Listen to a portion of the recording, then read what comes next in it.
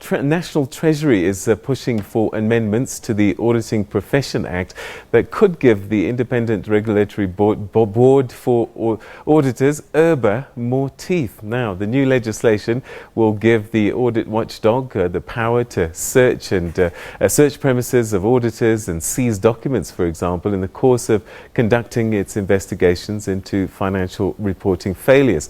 Joining me now to tell us all about this is the CEO of IRBA, Agulhas. Thanks very much for joining us. Welcome to the program. Good evening, Peter. So you must be pleased that you might be getting more armoury. Yes, indeed. You might recall that our reaction and our request for more powers has arisen from the various criticisms in the past. The auditing profession has gone through a very difficult period, a lot of challenges, reputational damage, and the IRBA was also criticised for not acting quickly enough and with enough teeth, as you can remember.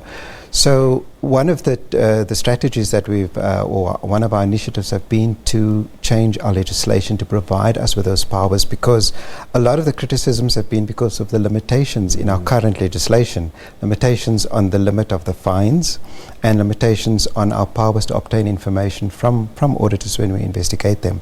So that's really where it started. I'm thinking the Auditor General, as a sort of Chapter 9 institution, same challenges that it faced. So what were you able to do right now? What are you able to do to rogue firms, if I can use that term?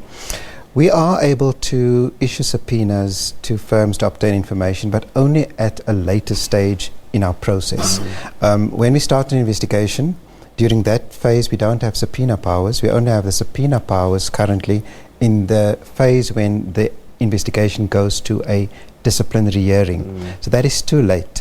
And at that stage, we can then subpoena information. So what the legislation now changed was to include subpoena powers at an earlier stage, but also to strengthen it further by giving us the powers of search and seizure. All right. So let me get this straight. The independent auditors carry on doing their jobs and doing their business. Do you do any checking about the way they're doing their work, or do you wait until an event kicks in? Our mandate requires us to also do inspections, and sometimes there's confusion between the inspections process and the investigations process. Right. The investigation kicks in either when we have a complaint from a member of the public or from anybody, when we start an investigation on our own, when there's enough information in the public domain, or when we have done an inspection and the inspections department refers an audit firm or an auditor to the investigation. So that's how an investigation is initiated. Before that, the IRBA also has the power to inspect firms, and that is when we have a team going out to the firms and to individual partners to do an inspection of the individual partner and the firm to see if they comply with the auditing standards and the code of ethics. So almost like proactive monitoring of auditors' compliance. So then, if that's the case, then there's been a failure on your part. If some firms have had long history of financial failings, does that mean that you failed in your job? Because if you had have done the inspections, you might have picked these things up. Yeah. So our inspections are risk-based, and it's based on, we have a business intelligence department, and we can only focus with our limited capacity on where the risks are. So we don't inspect every auditor and every firm. We look at where the risks are, and then we focus our resources on those firms. So you look at the Big Four and say, no, these are not likely to... Absolutely not. The Big Four, in fact, they are inspected very differently. They're inspected every year because of the public interest clients that they do have. But even that inspection does not involve, we don't repeat the audit. We can only look at whether they've done the audit properly. What's also not in the public domain is that those firms are often referred to investigation, but it doesn't end up in a hearing.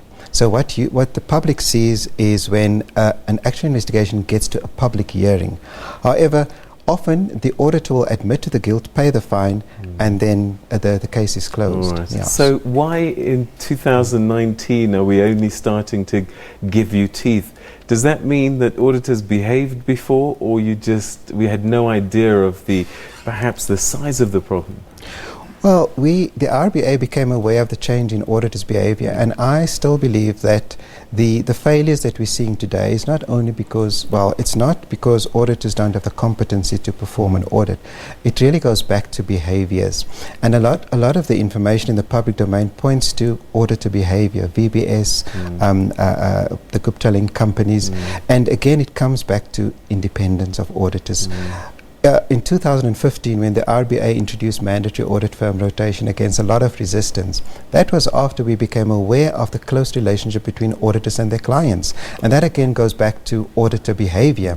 And we started to address it, but to introduce mandatory audit firm rotation took about 2 years, with all the resistance even longer. And so the RBA is aware that behavior of auditors needs to be addressed. And mandatory audit firm rotation, the changes to the legislation, those are only some of the initiatives that we're introducing, because our bigger responsibility now is to really restore confidence in the profession. All right, so the other thing that I was curious about is, so you have a firm with an office in Zanin, for example. One of the partners goes rogue, signs off an account, and there's something wrong with it. When does the firm in totality then become part of the investigation or part of the sanction? Because one bad apple really shouldn't be tainting the whole bowl of fruit. Or is it that they failed to manage their own staff? Where does it stop and start? When we, as I mentioned, we do two types of inspections of individual engagement files of an individual partner and of the firm as well. When we find systemic problems with the engagement inspections, which means we take the inspection of individual clients, audits of individual clients, if we find that there's a problem, a consistent problem, say for example that the auditors haven't behaved independently, they haven't signed the declarations, there's continuous deposits by auditors in their clients, when we find that there's systemic problems, we will investigate the firm as well, and then it becomes a firm investigation. So very quickly, an investigation or an inspection into an auditor can become one into the audit firm, because we do have the powers. We've run out of time, but very briefly, I know that there's a next stage of discussing these amendments. Would you like more powers than what's on the table? We'll always like more powers, but we are pleased at this stage with what we have, and it's really just to help us to carry out our mandate more effectively, more efficiently, a lot quicker, and it's really just to help the RBA to deliver on our public mandate. And restore confidence from the public in the audit process. Thanks so much indeed for joining us on the program, Bernard Agulhas. Thank you. Thank you.